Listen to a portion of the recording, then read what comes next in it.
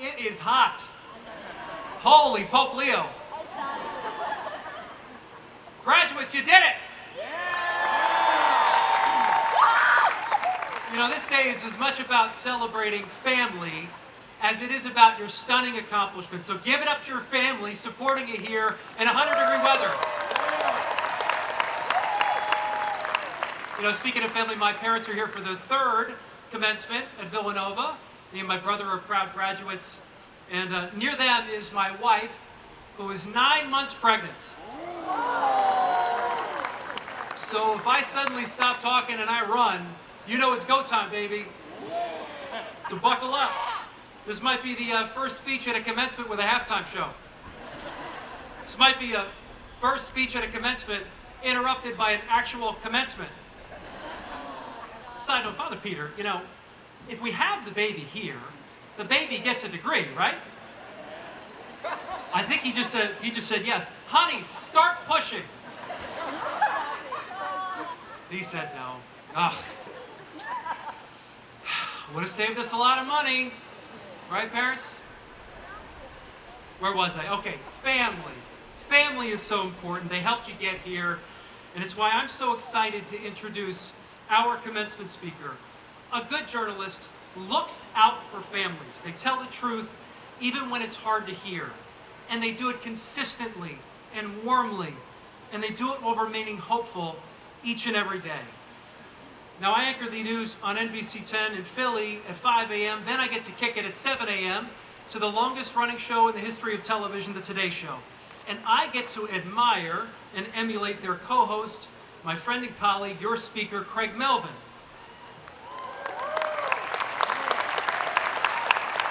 Right. Now, Craig is an award-winning journalist who's become one of the most recognizable and trusted voices in American journalism. He, of course, serves as the co-anchor of the Today Show, along with its third hour. He also hosts Dateline NBC. Craig is known for his steady presence and compassionate storytelling. He's covered breaking news, policy-changing investigations, and moments of profound national importance. His work has taken him all over the world. He's interviewed political, civic, and cultural figures, offering audiences thoughtful insight into the issues shaping public life. In addition to being an incredible journalist who I admire, Craig is also a family man, which I also admire deeply. Get to know him for just a few minutes, and you'll learn he's a proud dad and a loyal husband. He's just showing me pictures of his kids not half an hour ago. He writes about his commitment to family too. He's an accomplished author, having written Pops, Learning to be a Son and a Father, which is a personal reflection on family and fatherhood. And he's also written the children's book, I'm Proud of You. Father President, for providing heart in his reporting, delivering fair, even-handed journalism in an increasingly partisan world, for uniting communities during moments of tragedy and crisis, and for embodying our values at Villanova, bringing people together. It is with great honor that I present to you, for the degree of Doctor of Humane Letters, honoris causa, my friend and colleague, Craig Melvin.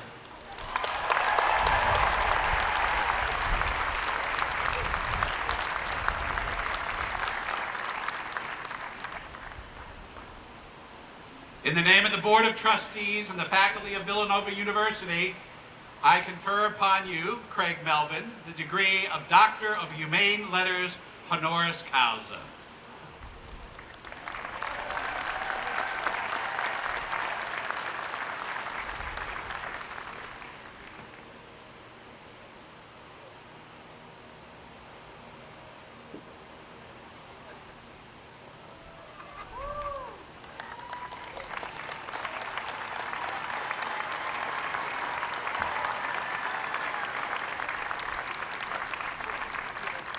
President Donahue, members of the Board of Trustees, the Augustinian community, faculty, families, class of 2026, how does it feel? Before I begin, and appropriately here, Father, a confession. I know I was not your first choice. but he had a scheduling conflict. He is currently running the Catholic Church. He did send a nice note. You held out for the Pope, and you got a Today Show host. That means instead of receiving a blessing in Latin from the man who leads 1 billion faithful Catholics, you're going to get some life advice from a guy your parents watch for 11 minutes some mornings while getting dressed and waiting for Al Roker to tell them whether it's going to rain. I apologize in advance. As I was crafting my speech for this event, I did not want to use the 2,000 words that AI would have spit out about being authentic and embracing your journey. If there's one thing you don't need, it's a soulless robot telling you what a wildcat is.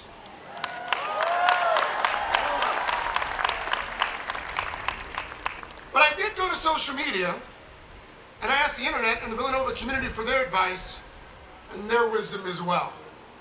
I'll share some of it with you in just a bit. But what a time to be a wildcat.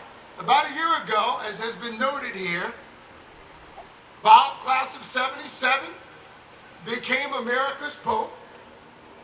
The Knicks, your Knicks,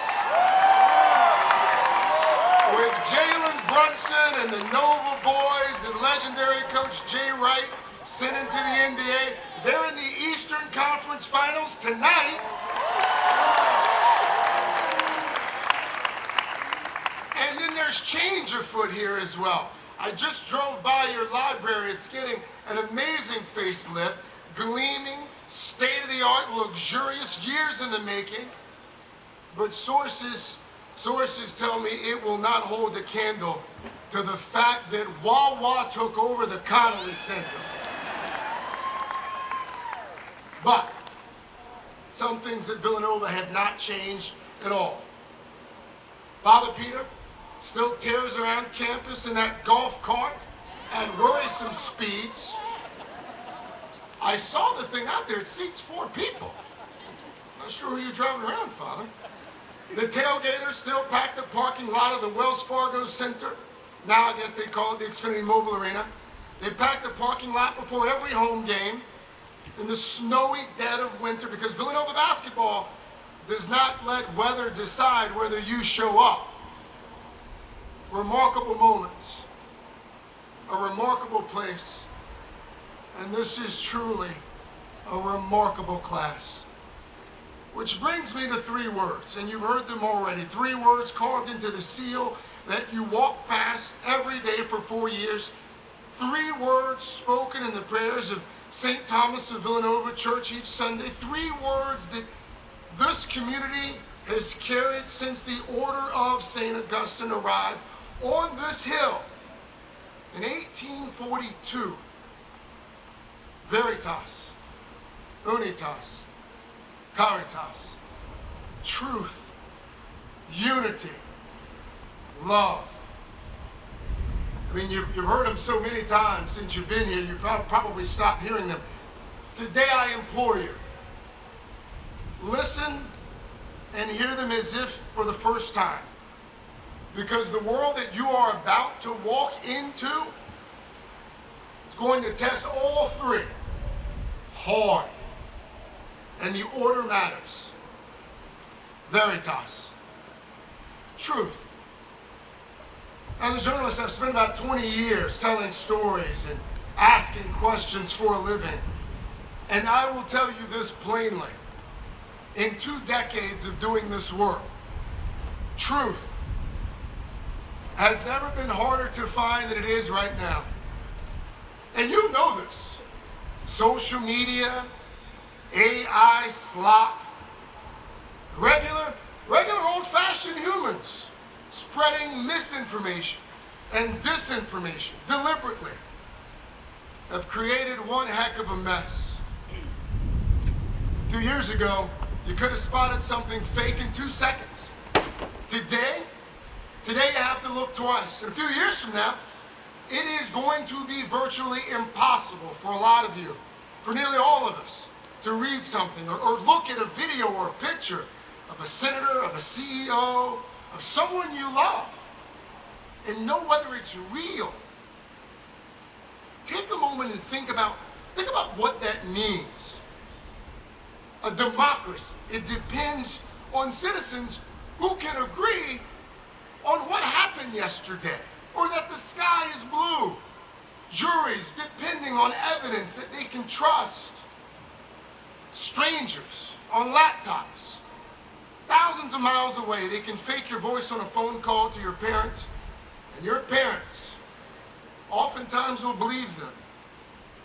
When the foundation of truth, when that cracks, everything that rests on top of it can crack too.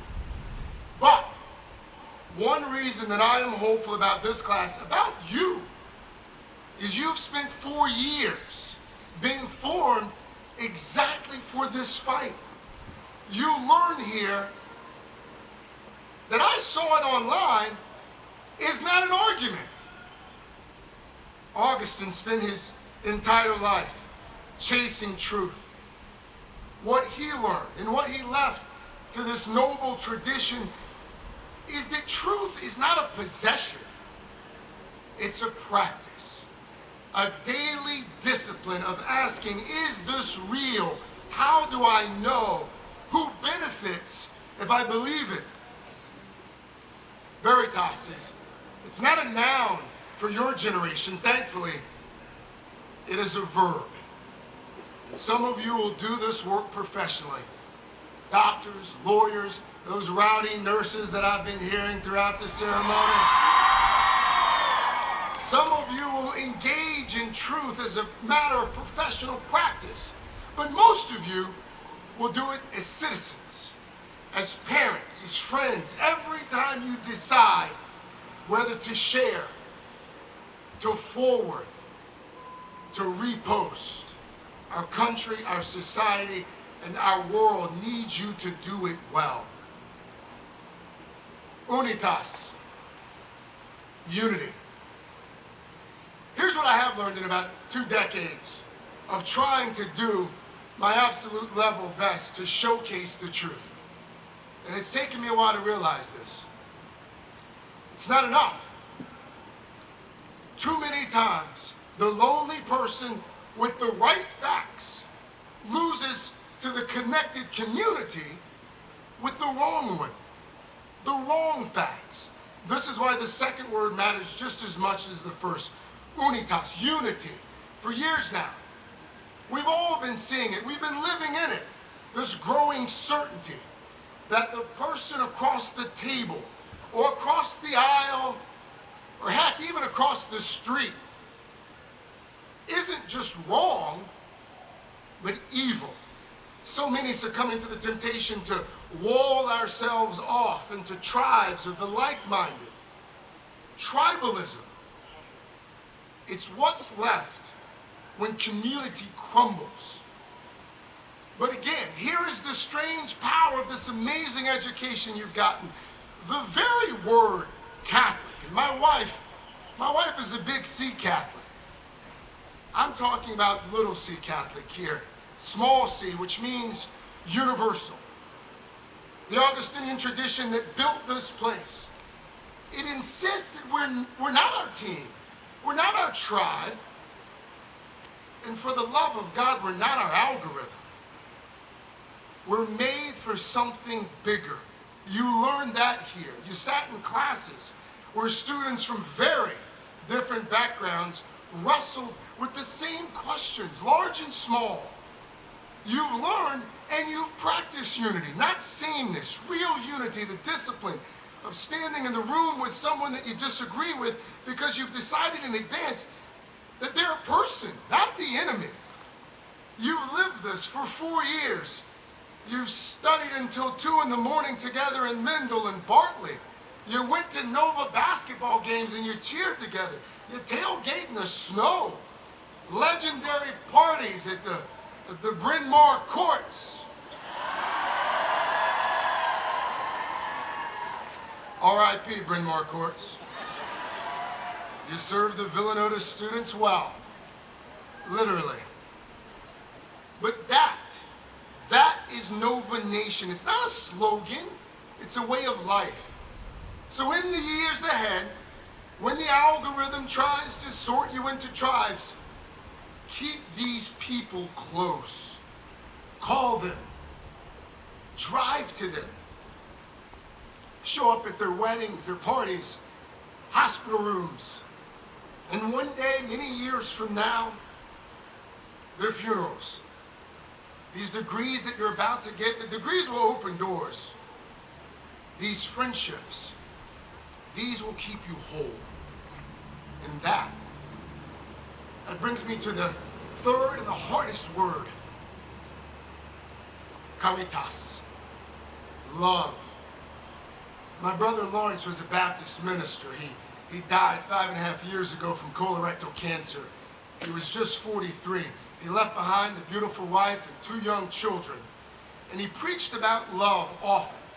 He could quote scripture the way many of us can quote song lyrics. And I assure you he is getting quite the kick out of me right now, his little brother up here, about to quote a Catholic saint at a Catholic university. Augustine said, love, comma, love, and do what you will. 6 words. That's the whole thing. At first read, it sounds dangerous, like permission to do anything. But Augustine meant the opposite. He meant that if love lives inside, the outside takes care of itself. But also, let's pay attention to what Augustine is not saying. He's not telling us that love is a feeling. Caritas is not merely an emotion. It is what you actually do with your time, your money, your attention, your power. Like veritas, it is a verb. The world tells you that love is something that you feel. This place taught you that love, time and time again, is something that you choose. And the people that Caritas chooses first are the ones that oftentimes the world chooses last. Each fall, this campus hosts the largest student-run Special Olympics event in the world. Not as a charity. Some of you spent spring breaks building houses. Some of you tutored kids in North Philly. Not as a pad to your resume, but because 4 years here, quietly, and perhaps unbeknownst to many of you, it formed you to see the poor, to see the migrant, to see the forgotten. In his first public address, as your first choice for the commencement speaker today, the Pope, in his first public address, he said the church must be a place of bridges, not walls. Build bridges toward the person you disagree with, toward the truth, toward the people the world has forgotten. Your degree that you're about to get, it's not about what you will do, it is about for whom. So since I'm playing the role of Baptist preacher this afternoon, how about I leave you with one more line of Augustine's. He wrote about it himself in his Confessions, but he meant it. He meant it for all of us. Our hearts are restless, he said, until they rest. You are restless today. You're also really hot today, and so am I. I was restless when I sat where you are too, and you should be. You spent 4 years being formed, being challenged, being fed, being loved, and now you gotta leave. You'll be restless tomorrow. You'll be restless at 35 when you have that corner office or a baby on your hip or both. Do not be afraid of that restlessness. It will be, I promise you, the engine of every good thing that you will ever do. It will drive you toward veritas when the lie is easier, toward unitas when standing apart would be simpler, toward caritas when indifference would be safer. But here's the question that I leave you with. How will you know? How will you know whether you are living these 3 words or whether you're just doing what so many do, performing them?